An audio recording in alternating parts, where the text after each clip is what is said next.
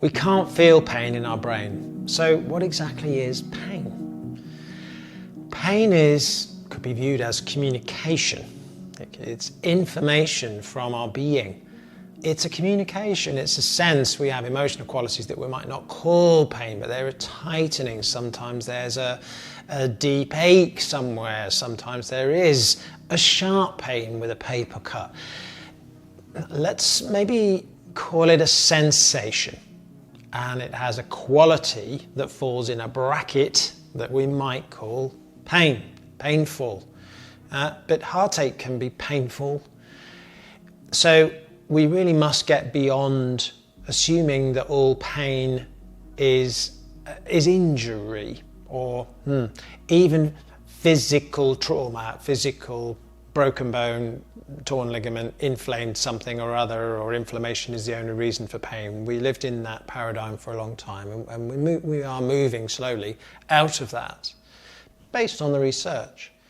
There are different categories of pain.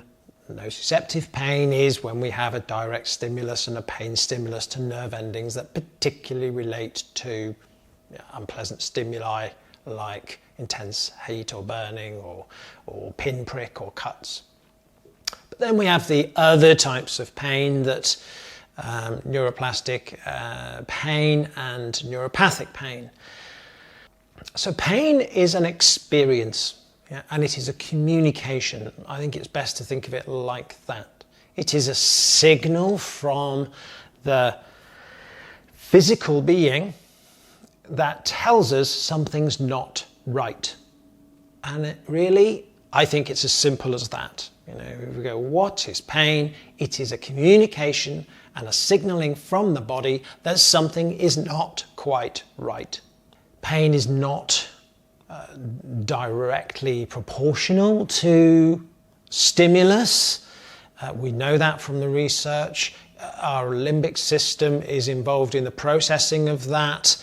And that may have some bearing on past memory, previous similar stimulus, and in my realm of touch, sometimes abusive touch, will mean that what is okay touch for one person is phenomenally unpleasant for another based on their past experience. If there's been abuse of that body area, they may not cope with touch. As many of you know, I'm writing a thesis at the moment on the importance of touch in the repair of sexual harm and sexual assault. And they have a real need for a very patient restoration of healthy touch so that they can learn that touch is not abusive and that it doesn't equate to danger. So there's another aspect here about danger. Pain can signal danger. It's saying, well, there's something not right. Now, sometimes what we want to do is run away from that, and maybe that's the right thing if someone's hitting us or we've just been bitten by something and we need to pull away from it. Yes, of course we need to get away. But there's also a different interpretation to the qualities of those pains. It might be something that we don't need to run away from, but actually in a lot of trauma work, what we need in the right ways is to eventually go towards. Trauma isn't actually about helping people to avoid these experiences, right? Rather the opposite, and to go into those experiences and to be able to build a capacity to be with all things.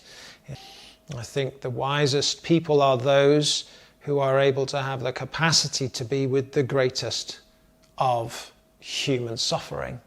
So what is pain?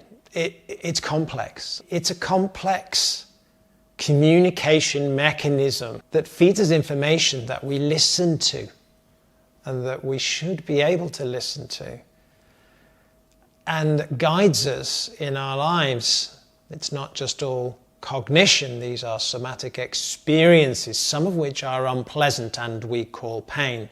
Some of them are a rush. We wouldn't call them pain, but they're an experience. Pain is just at the more unpleasant end of the spectrum, but all of it is about communication and guidance of our being to this thinking brain And I think really that's all that pain is. Hi, I'm Roger. Thanks for watching the video. Hope you enjoyed it. And don't forget to hit the like and subscribe buttons.